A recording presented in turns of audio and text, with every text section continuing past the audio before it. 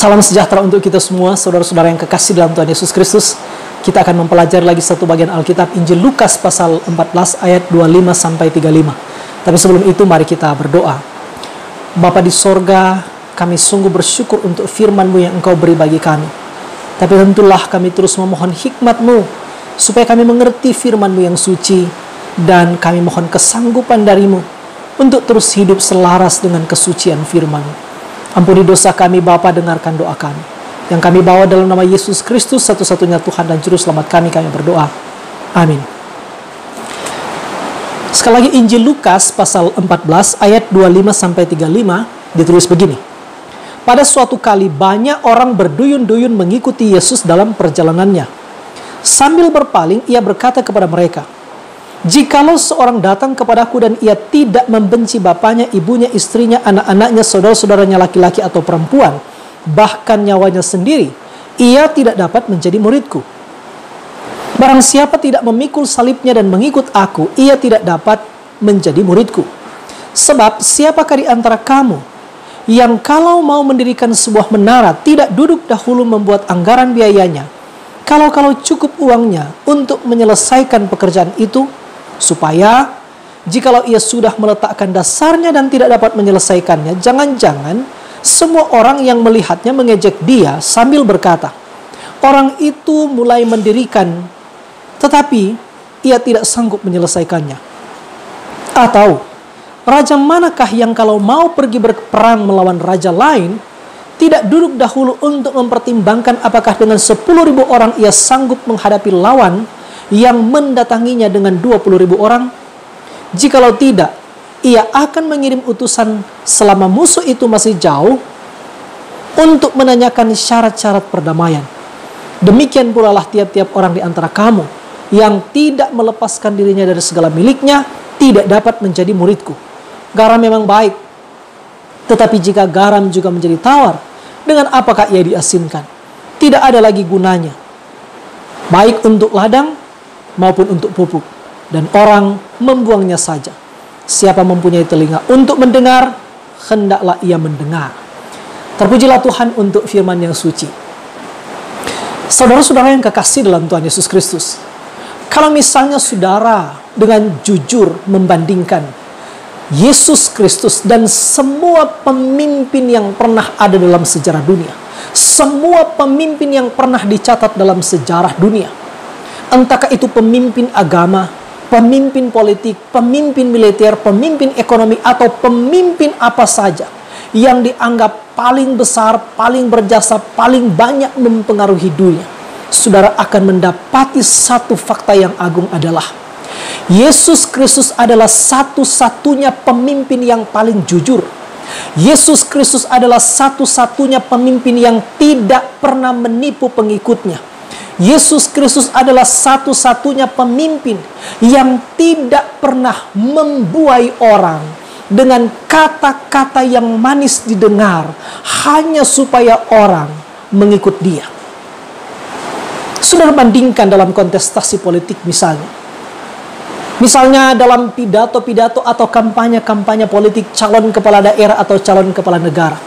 Saya yakin saudara belum pernah mendengar misalnya ada calon kepala daerah atau calon kepala negara atau calon anggota legislatif yang berkata, "Pilihlah kami, tapi kalau kamu memilih kami, kamu harus bersiap menghadapi tantangan, kesulitan, pergumulan, dan bahaya."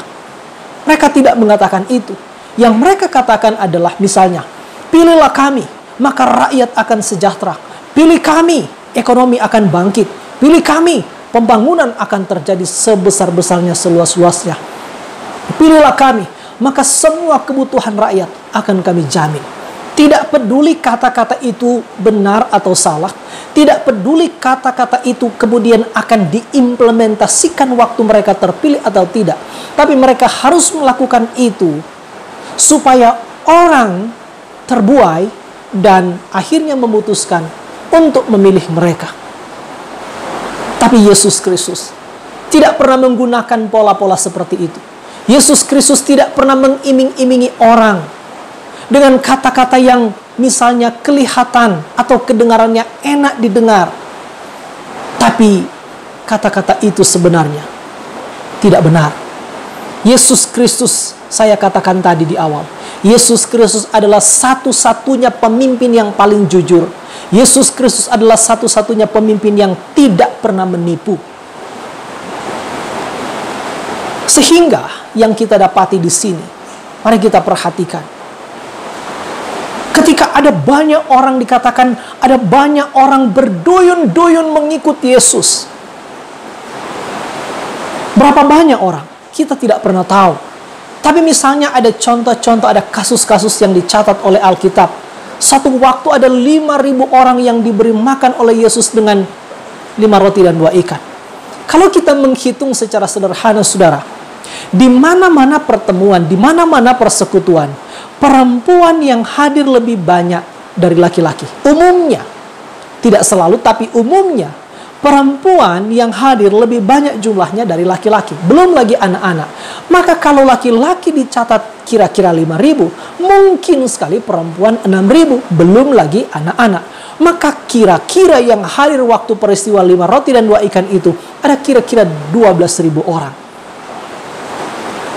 Tapi ketika ada banyak orang berduyun-duyun mengikuti Yesus, Yesus tidak segera terbuai. Yesus tidak segera terjebak pada misalnya kebanggaan semu karena fenomena banyak orang mengikut dia. Bagi Yesus, ini bukan tentang berapa banyak orang mengikut dia. Tapi dari bacaan ini tergambar yang lebih penting adalah apa motivasi mereka mengikut Yesus. Karena sangat mungkin fenomena banyak orang waktu itu, orang-orang yang mengikuti Yesus waktu itu memang sudah banyak. Sudah puluhan ribu orang yang mengikuti Yesus. Yesus sudah sangat termasyur. Yesus sudah sangat populer. Yesus sudah membangkitkan kegaguman. Yesus sudah membangkitkan harapan. Yesus sudah menjadi tokoh yang sangat berpengaruh di zaman itu. Menyebabkan ada ribuan orang datang kepada dia.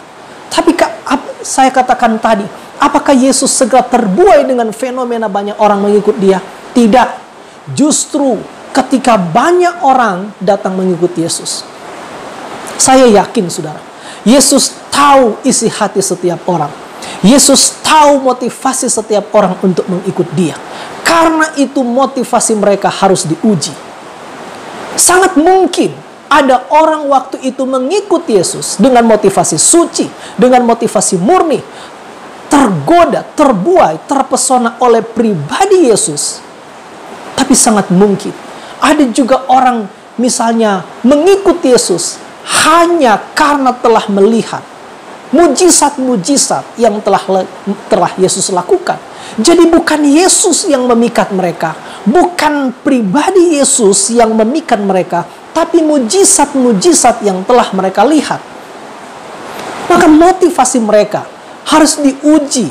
Karena itu kita mendapati dengan sejujur-jujurnya, dengan sangat tegas, dengan sangat radikal, Yesus memberi tantangan-tantangan yang luar biasa, menguji motivasi mereka.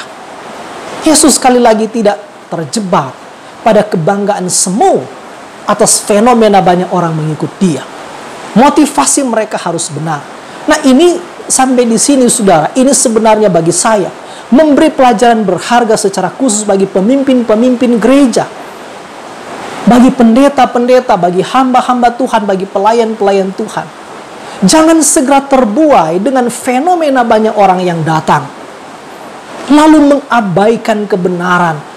Kadang-kadang saudara yang terjadi, ada banyak pendeta, ada banyak pemimpin gereja, karena sudah banyak orang datang menjadi anggota gerejanya, lalu akhirnya harus berusaha sedemikian rupa menjaga perasaan mereka. Jangan sampai misalnya mengeluarkan kata-kata yang mungkin akan menyinggung perasaan mereka. Akhirnya mereka akan berbalik arah. Mereka akhirnya pergi lagi. Mereka akan meninggalkan gereja. Akhirnya kita akan mengalami kerugian. Kalau mereka pergi, persembahan berkurang. Tapi kalau banyak orang datang, maka pasti persembahan akan naik. Hati-hati tentang ini.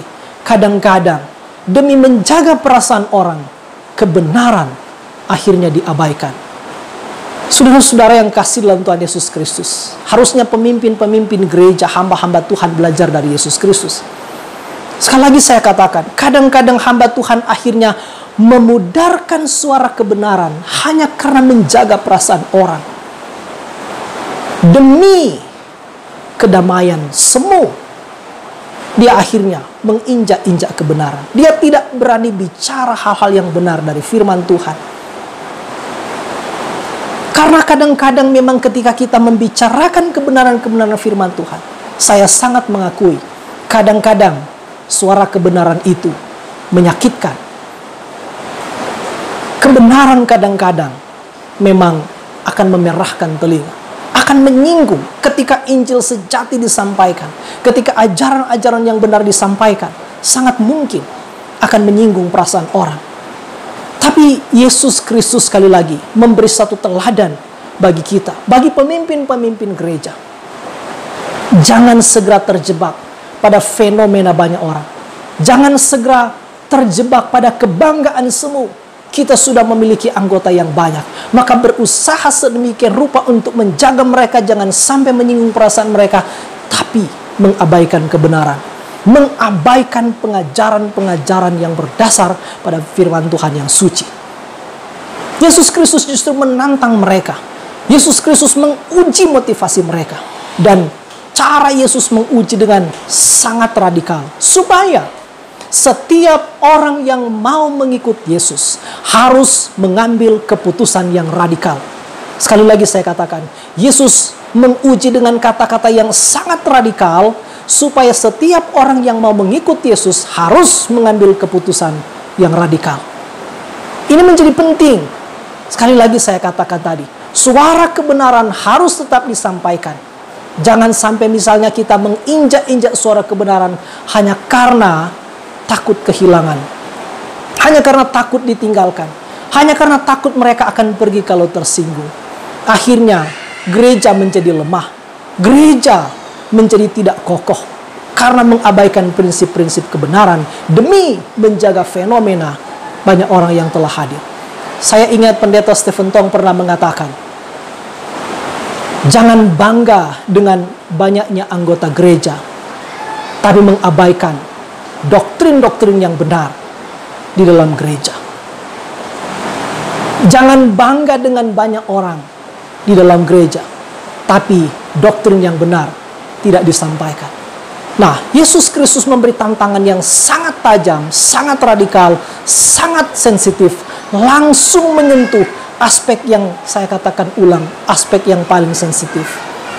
Yesus langsung berterang-terangan mengatakan, setiap orang yang mau datang kepadaku, mengikut aku, menjadi muridku, tapi mereka tidak membenci keluarganya, bapaknya, ibunya, istrinya, anak-anaknya, saudara-saudaranya, mereka tidak layak menjadi muridku. Bahkan kalau dia tidak bersedia kehilangan nyawanya, dia tidak layak menjadi muridku. Kalimat-kalimat ini sepintas sangat menakutkan. Apa artinya setiap orang yang harus mengikuti Yesus harus membenci keluarganya? Apakah sungguh-sungguh Yesus mau kita membenci orang tua kita, membenci istri kita, suami kita, anak-anak kita, saudara kita, membuang mereka sebagai syarat mutlak untuk mengikuti Yesus? Bagaimana dengan ayat-ayat yang lain? Misalnya ketika kita membaca Dasatita, di sana dikatakan hormatilah ayahmu dan ibumu supaya lanjut umurmu. Bagaimana dengan ayat lain yang mengatakan suami-suami kasihilah istrimu seperti Kristus mengasihi jemaat? Saya yakin yang Yesus maksudkan bukan berarti kita secara hurufiah membenci keluarga kita, membenci orang tua kita, istri kita, anak-anak kita, lalu kita buang mereka supaya kita mengikuti Yesus. Saya yakin bukan itu yang Yesus maksudkan. Yang Yesus maksudkan adalah setiap orang yang mau mengikuti Yesus, maka kasih kita kepada Kristus tidak boleh disandingkan dengan apapun, tidak boleh dipersamakan dengan apapun. Yesus mau dialah yang harus menjadi yang utama. Yesus Kristus mau dialah yang harus mendapat tempat paling istimewa, paling terhormat, paling tinggi, paling utama dalam kehidupan kita. Jangan sampai karena alasan keluarga, karena alasan pribadi, karena alasan mempertahankan nyawa, lalu kita menghancurkan iman kita kepada Yesus Kristus. Saya kira itu yang Yesus maksudkan. Beberapa waktu lalu, saudara, saya melakukan kerja penginjilan kepada seorang anak muda Muslim dari Makassar. Setelah saya menjelaskan Injil dengan panjang lebar, pada bagian akhir saya memberi tantangan kepada dia. Salah satu yang saya katakan, saudara, kepada dia adalah, engkau harus tahu, kalau engkau mau menerima Yesus Kristus sebagai satu-satunya Tuhan dan Juru Selamat, ada risiko. Salah satu risiko yang mungkin engkau akan hadapi adalah, mungkin sekali engkau akan dibuang oleh keluargamu. Mungkin sekali orang tuamu tidak akan mengakuimu sebagai anak lagi. Mungkin sekali saudara-saudaramu tidak akan mengakui engkau sebagai saudara mereka. Mungkin sekali engkau tidak akan menerima warisan dari orang tuamu. Apakah engkau mau? Engkau harus pilih. Mencintai keluargamu, tapi kehilangan Kristus. Atau memilih untuk mencintai Kristus, mengakui dia sebagai satu-satunya Tuhan dan Juru Selamat, sekaligus bersedia engkau akan kehilangan keluargamu. Puji Tuhan, saudara, anak muda ini berkata, saya memilih untuk menerima Yesus Kristus sebagai Tuhan dan Juru Selamat. Apa boleh buat jika akhirnya saya tidak akan diakui lagi sebagai anak, sebagai keluarga, oleh keluarga saya, oleh orang tua saya? Maka akhirnya kemudian dia memutuskan untuk tetap menerima Yesus Kristus sebagai satu-satunya Tuhan dan Juru Selamat. Berapa banyak orang yang mau mengambil keputusan seperti itu? Sambil mau terima Yesus, tapi sambil tidak mau menerima resiko dibenci. Termasuk di sini dikatakan, kamu harus bersedia kehilangan nyawamu. Apa maksudnya? Saudara-saudara, dalam aplikasi-aplikasi secara sederhana, ada berapa banyak orang, misalnya, jangankan nyawa, itu terlalu besar misalnya, demi mempertahankan kedudukan, demi harta, demi kuasa, demi uang, demi jabatan, orang rela menghancurkan iman kepada Yesus Kristus. Berapa banyak orang yang rela meninggalkan Kristus, rela menghancurkan imannya, rela mengingkari imannya, demi uang, demi kuasa, demi jabatan, demi karir, demi kedudukan, demi kemuliaan dunia.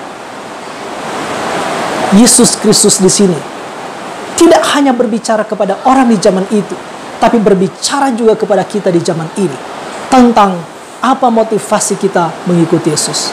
Karena itu yang berikut Yesus katakan, setiap orang yang mau menjadi muridku, setiap orang yang mau mengikut aku, harus memikul salib. Salib selalu berarti penderitaan. Saya juga pernah mengatakan, sekali lagi, salib selalu berarti penderitaan. Tapi penderitaan belum tentu salib.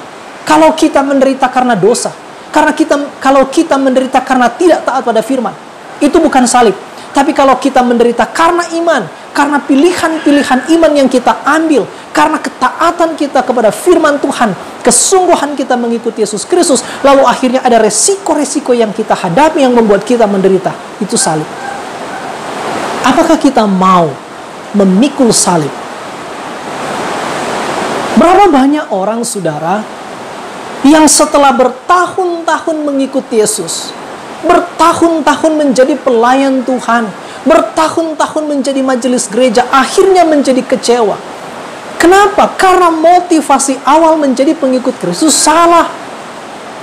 Ada berapa banyak orang yang hanya mengharapkan mahkota, tidak mau salib, hanya mengharapkan kemuliaan, tidak mau penderitaan, hanya mengharapkan kebangkitan, tidak mau kematian. Padahal Yesus Kristus telah menunjukkan jalannya. Tidak ada kemuliaan tanpa salib, tidak ada mahkota tanpa salib, tidak ada kemuliaan tanpa penderitaan, tidak ada kebangkitan tanpa kematian.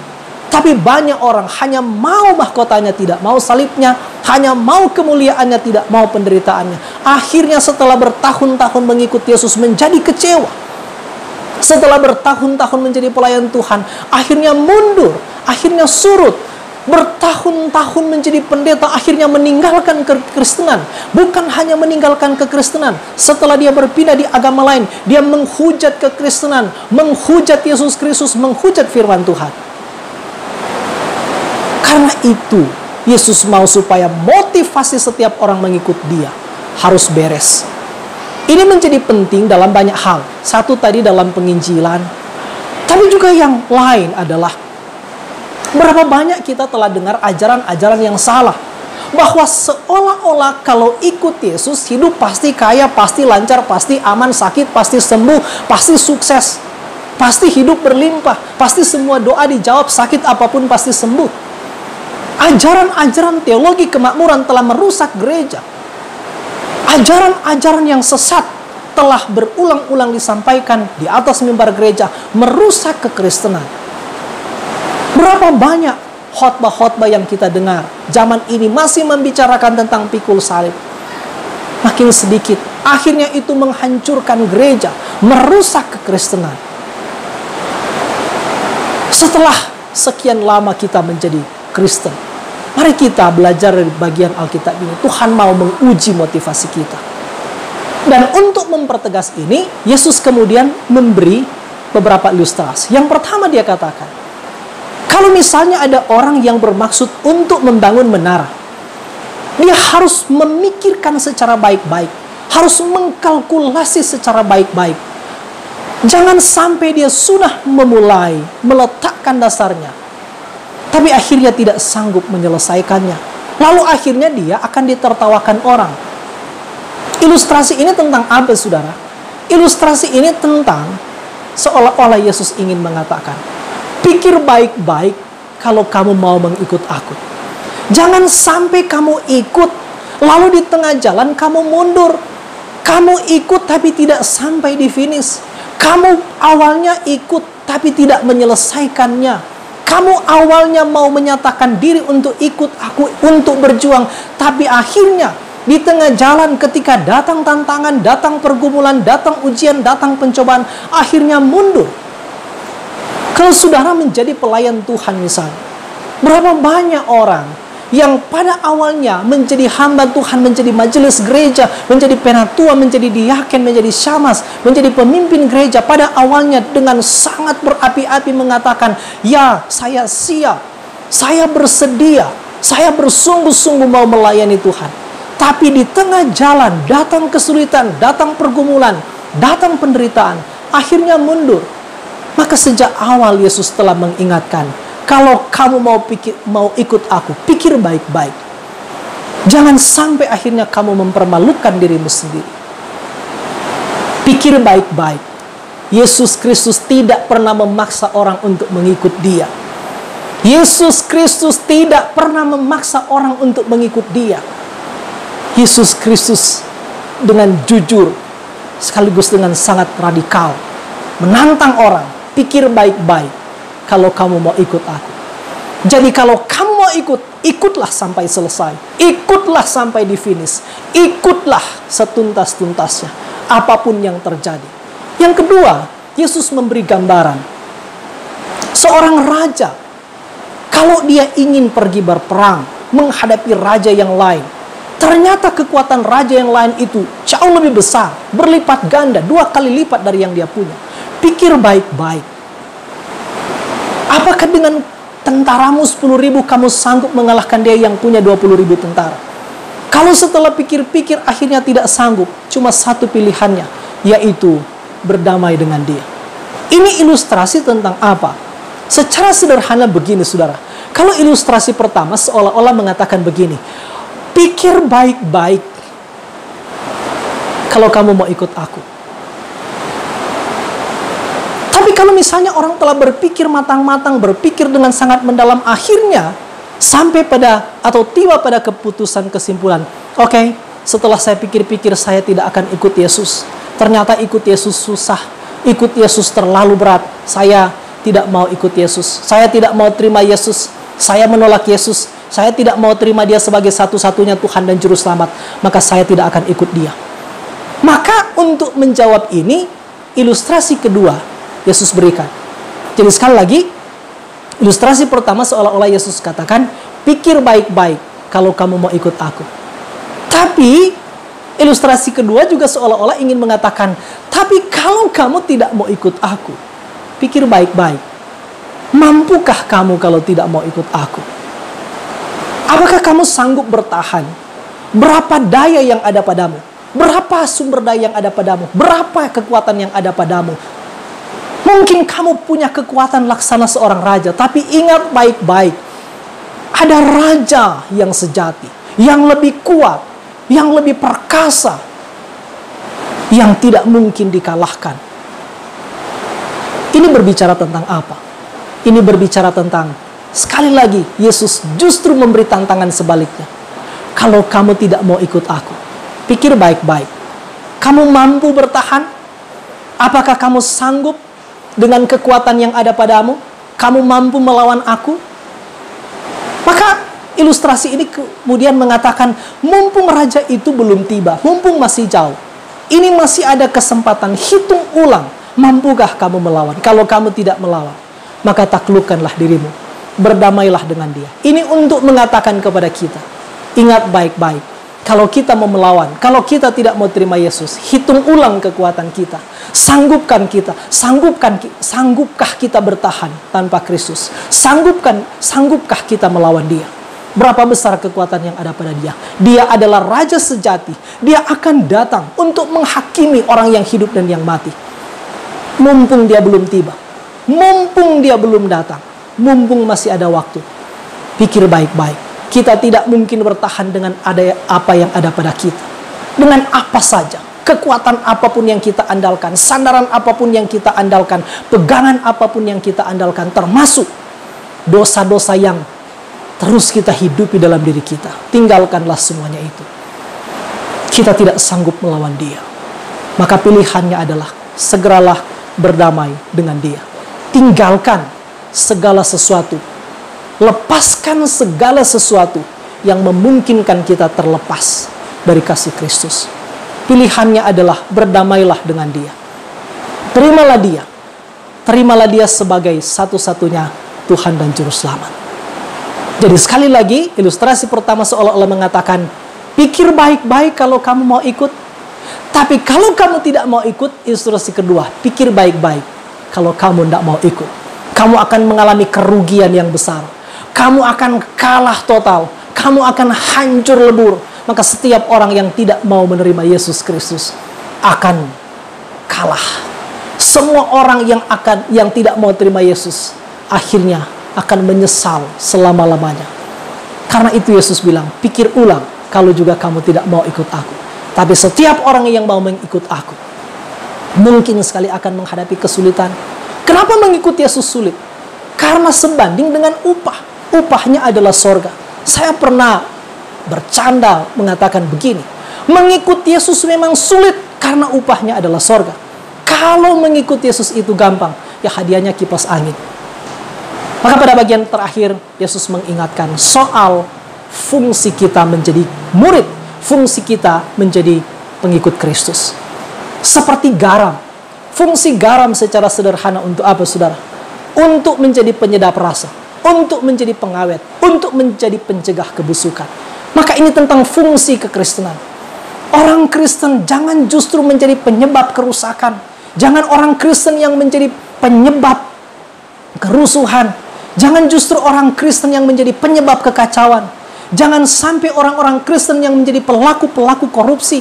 Jangan sampai orang-orang Kristen di dunia bisnis yang menipu, yang hidup curang. Jangan sampai politisi-politisi Kristen yang justru menjadi perusak tatanan politik. Jangan sampai justru pejabat-pejabat orang Kristen yang justru menjadi contoh buruk kerusakan-kerusakan dalam tatanan hidup bermasyarakat bernegara. Jangan sampai pemimpin-pemimpin gereja yang justru menyebabkan kerusuhan. Jangan sampai pemimpin-pemimpin gereja yang justru menyebabkan kemarahan dari umat karena perilaku pemimpin gereja yang tidak alkitabiah, yang tidak menjalankan fungsi seperti garam. Jangan sampai orang Kristen yang justru menjadi penyebab kerusakan tatanan. Orang Kristen harus menjadi baik. Orang Kristen harus memperbaiki. Orang Kristen harus berfungsi seperti garam. Kalau tidak, maka kalau garam tidak lagi menjadi asin, dia tidak punya fungsinya, dia harus dibuang. Maka jangan sampai orang Kristen kehilangan fungsi dalam kehidupan di dunia ini, dalam kehidupan bergereja, dalam kehidupan bermasyarakat. Maka mari, bagian ini mengajak kita, mengingatkan ulang kita. Apa motivasi kita mengikut Kristus? Kalau kita tidak mau mengikut Kristus, mampukah kita bertahan? Kalau kita mengikut Kristus, ingat, ada fungsi yang Tuhan tuntut daripada kita. Saudara-saudara yang kasih dalam Tuhan Yesus Kristus, ini penjelasan-penjelasan dari bagian ini. Semoga ini memberkati saudara-saudara. Kalau saudara merasa terberkati dengan ini, dan saudara belum subscribe channel ini, jika saudara berkenan, silahkan sudah subscribe. Dan kalau saudara berkenan, silahkan bagikan video ini kepada lebih banyak orang, supaya boleh menjadi berkat bagi lebih banyak orang. Tuhan Yesus memberkati kita semua. Amin.